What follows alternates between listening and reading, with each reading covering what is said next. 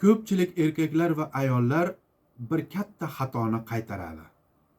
Ular reproduktiv muammolarni faqat bir a'zo bilan bog'laydi. Erkaklar potensiya uchun dori izlaydi, ayollar gormonal dorilarni qabul qiladi.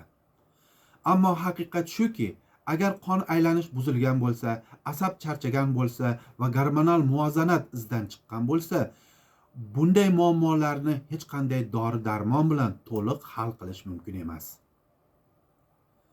Shunda iloterapiyaning kuchi namoyon bo'ladi. Ya'ni nozik ignalar inson a'zolarining faol nuqtalariga ta'sir qilib, tabiiy ravishda o'zini tiklashga yordam beradi.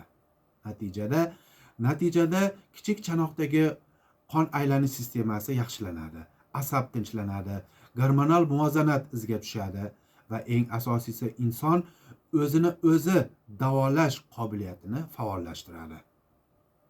Shuning uchun qadimgi tabobatda shunday deyilgan: organizmni majburlab davolash emas, uni tabiiy kuchini uyg'otish haqiqiy davolashdir.